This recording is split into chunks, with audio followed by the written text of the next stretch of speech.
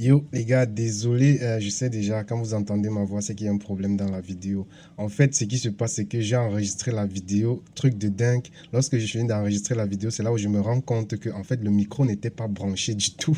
C'est bête, hein. Le micro n'était pas branché, donc on n'aura pas carrément bon son dans la vidéo. J'ai essayé un peu de toucher deux ou trois trucs. C'est le son de la caméra, donc essayez de vous battre avec. Je sais que le son est dégueulasse, mais essayez d'apprécier la vidéo comme vous pouvez. Moi-même, ça m'a beaucoup dérangé au montage, mais bon, essayez de faire avec. Essayez d'apprécier ce qui se trouve dans la vidéo. Bon visionnage, merci. Et encore désolé. Hello les gars, bienvenue sur la chaîne, je suis Chris, photographe professionnel, réalisateur. Si tu es abonné à la chaîne, tu connais déjà. Si tu as cliqué sur cette vidéo, c'est bien évidemment parce que tu es intéressé par tout ce qui se passe autour de l'intelligence artificielle. C'est vrai que de nos jours, aujourd'hui, c'est le sujet d'actualité, tout le monde en parle, tout le monde veut savoir comment est-ce que ça fonctionne. J'ai préparé une vidéo là-dessus, c'est pas celle-ci, désolé, oui c'est vrai, j'ai fait un peu un titre putaclic, mais tu es là, c'est parce qu'il y a certainement de l'intérêt. C'est vrai que pour faire cette création, j'ai un peu utilisé l'intelligence artificielle. Je vais vous montrer comment j'ai fait pour y arriver, mais ce qu'on va faire aujourd'hui, c'est de créer un effet dreaming. On va mettre un peu un look fairy tale à vos photos, donc ça peut marcher sur n'importe quelle photo, photo de mariage, photo beauty, n'importe laquelle. Donc cet effet est très facile à faire, ça va vous permettre de vous démarquer un peu des autres. Donc on va y aller et voilà, je vous invite à rester vraiment jusqu'à la fin parce que à la fin je compte vous montrer comment est-ce que j'ai fait parce que le tuto désolé, je suis toujours en train de bafouiller après 2 ou 3 vidéos, c'est dingue. Je vais m'habituer au fur et à mesure, ne vous inquiétez pas. Okay. Donc je disais, en fait, le but du tuto, ce n'est pas de vous montrer comment est-ce que j'ai créé cette image. Mais c'est de vous montrer comment est-ce que l'effet dreaming se fait. Mais après, on va peut-être à la fin, c'est pour ça que je vous demande de rester jusqu'à la fin. Je vais vous expliquer en détail comment est-ce que j'ai fait. Et si vous voulez un tuto un peu plus spécifique pour entrer dans les détails, vous allez mentionner en commentaire. Actuellement, au moment où je tourne cette vidéo, nous sommes probablement, je crois, 34 abonnés si je ne me trompe pas. Merci les gars, force à vous, vraiment ceux qui s'intéressent à la chaîne, merci d'être là et commentez, wesh. Vous êtes 34, si vous mettez chacun un commentaire, je pense que la page sera encore un peu plus référencée. Il y a une vidéo qui a fait 100 vues, donc probablement si on fait 100 vues, ça veut dire qu'on pourra avoir 100 abonnés. Les gars, s'il vous plaît, abonnez-vous à la chaîne. C'est vrai que ça ne se demande pas, mais pour que la chaîne puisse être référencée, abonnez-vous. Donc trêve de bavardage, on va commencer, vous vous abonnez, vous faites tout ce que vous avez à faire et puis on commence. La photo, la voici. Bien évidemment, j'ai utilisé une IA pour créer un certain nombre de choses, notamment le background. Mais bon, on va y revenir à la fin de la vidéo si vous restez jusqu'à la fin. On va essayer de créer notre effet dreaming. Pour faire un effet dreaming, c'est assez facile. C'est pas quelque chose qui va nous prendre trop de temps. Je vais partir sur cette image ici. Ici, ça c'est au milieu de la création. Donc voilà, j'avais déjà mis le fond. J'ai un peu essayé de toucher les couleurs et tout sur caméra raw. Alors, comment est-ce que l'effet est créé? Vous voyez, ça c'est l'effet dreaming que j'ai essayé de faire ici. Comment est-ce que l'effet est créé? On va voir ça tout de suite. Donc, je vais d'abord supprimer ceci. Et après, on y va. Pour créer un effet dreaming, qu'est-ce qu'on va faire? On va d'abord dupliquer ce calque ici. On a notre calque d'origine, donc on va le nommer origine si vous voulez. Vous voyez, ça va être assez simple. On va faire un CTRL J, on va le dupliquer. Ensuite, on va mettre ce calque-ci en mode screen ou éclaircir. Je pense que c'est ça, c'est éclaircir en mode. Ceux qui se sont plaints que les raccourcis sont assez rapides, je vais essayer de rédiger, je sais pas, un document ou je sais pas, une note sur laquelle je vais mettre tous les raccourcis que j'utilise souvent. Comme ça, si les gars sont coincés, vous allez regarder directement là-bas. J'essaie d'être entertainment, donc j'essaie d'être rapide pour ne pas aussi trop bouffer le temps. Donc, on a notre calque copie qui est là, qu'on a mis en screen. Vous voyez, on a mis en screen. Voilà ce que ça nous donne. Une fois qu'il est en screen, on va venir sur filtre. On va aller sur flou et on va choisir flou gaussien. Ou comme j'ai paramétré, je vais juste faire un CTRL F. Je vais juste faire un CTRL F et puis voilà, ça va apparaître. Je vais aussi vous montrer un jour comment ça se fait pour paramétrer les raccourcis, pour configurer les raccourcis. Donc, je sais pas qui m'appelle à l'heure aussi. Donc, voilà, on a déjà mis notre bloc qui est là. On va essayer de, voilà, actuellement il est à 0. Je vais essayer de l'augmenter jusqu'à un certain stade pour que l'effet puisse être un peu plus, comment dire, vous voyez l'effet ici, il est un peu smooth. Voilà, c'est le terme que je cherche pour qu'il soit un peu smooth. j'augmente jusqu'à 61 et puis j'appuie sur OK. Vous allez retrouver tous les liens en description, tout ce que je vais utiliser, vous allez les retrouver en description, ainsi que la photo du modèle. Une fois qu'on a fait ceci, le tuto est terminé. Ouais, c'est pas compliqué. Donc le tuto est terminé en fait. Ce qu'il faut faire après ça, c'est juste venir contrôler l'opacité. Vous allez remarquer que l'effet éclaircit énormément, vous voyez. On avait beaucoup de noir ici, on avait beaucoup de contraste. Et quand on applique l'effet, on voit qu'on a la lumière dans les tons sombres. Alors comme moi j'aime souvent les trucs beaucoup trop contrastés, qu'est-ce que je vais faire? Je vais appliquer ce qu'on a vu dans les précédents tutos. Je vais vous envoyer, je vais mettre le lien en fiche et puis vous allez regarder. Ce que je vais appliquer, c'est faire en sorte que l'effet s'applique seulement sur les tons clairs. Alors, on va enlever l'effet sur les tons sombres. Donc on va basculer avec ce slider-ci. On va appuyer sur Alt qui peut se diviser en deux. Lorsqu'il se divise, on bascule avec lui juste un peu. Et puis on va revenir ici. On va baisser un peu l'opacité. Voilà, une fois qu'on a baissé l'opacité, ça c'est avant et ça c'est après. Vous voyez. Donc c'est assez simple. Le tuto, je peux dire que le tuto est terminé. Bon, ok, je vais vous donner encore une petite révision. On va réviser un petit truc qu'on a fait la dernière fois. Je vais appuyer sur CTRL ALT SHIFT E et ça va dupliquer le calque en haut. C'est toujours une petite révision par rapport au tuto précédent. On va le convertir en objet dynamique. Qu'est-ce qu'on va faire? On va ajouter une vignette. Alors pour ajouter une vignette, il y a beaucoup de techniques, mais il y a une technique que je vous ai montrée dans le tuto précédent. Je vous envoie regarder, mais on va la réviser ici. On va venir sur notre calque qu'on a converti en objet dynamique. On va venir ici, on va appuyer sur filtre et puis on va choisir correction de l'objectif. Je pense que c'est ça, lens correction, correction de l'objectif. On va cliquer là-dessus et puis on va partir sur customiser. Je ne sais pas comment ça va se dire en français. Lorsqu'on arrive sur customiser, on va avoir l'effet vignette. En fait, cet effet-ci, c'est pour corriger s'il y a l'effet vignette sur l'objectif. Mais ici, on va utiliser cet effet pour ajouter la vignette. Donc, on va basculer avec ce curseur ici. Voilà. Ça, c'est un petit bonus pour vous faire réviser ce qu'on a eu à faire la semaine passée. Donc, ça, c'était avant et ça, c'est après. Voilà. Une fois que c'est fait, et c'est bon. Ok, si tu es arrivé juste à ce stade-ci, félicitations, bravo, laisse un commentaire. Donc maintenant, je vais vous expliquer comment est-ce que j'ai fait pour créer l'image et à quel niveau j'ai utilisé l'intelligence artificielle. Donc à la base, on a cette image-ci. Voici la photo qui est déjà très magnifique, une très belle photo. J'ai fait une petite retouche à la base. Voilà, j'ai retouché la peau. À ce niveau-ci, je me suis dit, bon, ok, je voulais créer quelque chose, mais je n'avais pas encore ce que je voulais faire en tête. Donc, je me suis dit, je vais essayer de revisiter ce que j'ai déjà eu à faire auparavant.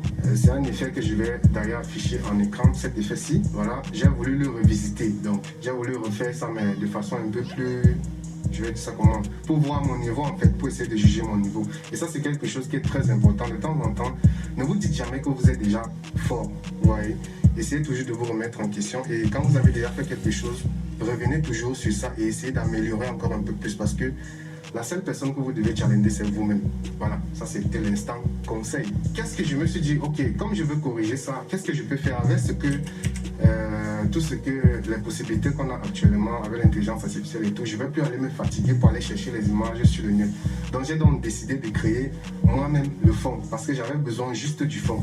Donc voici l'intelligence artificielle que mon broda a déjà présenté. Il va se reconnaître en commentaire. Il a déjà eu à présenter cette intelligence artificielle-ci. Donc je me suis dit, bon ok, je vais venir ici et puis je vais vous expliquer dans l'avenir, je vais vous expliquer comment est-ce que ça se fait, comment est-ce que c'est assez facile.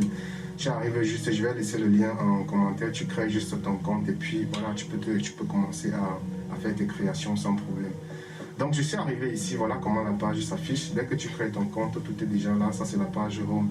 Tu vas voir les différentes créations des utilisateurs, voilà, tu vois, il y a des trucs qui sont tellement beaux, tu vois. Donc je suis arrivé ici et puis je me suis dit, bon ok, j'ai besoin d'un fond avec des fleurs, tout simplement, quelque chose d'un peu artistique qui va me permettre de décoller mon sujet du fond. Donc j'ai commencé à scroller, j'ai scrollé, je suis tombé, je crois que je suis tombé sur une image de fleurs, c'était pas celle-ci. Je suis tombé sur une image. Ce qui est bien avec cette intelligence artificielle, c'est que tu peux copier les prompts et partir dans ton truc et te mettre à créer.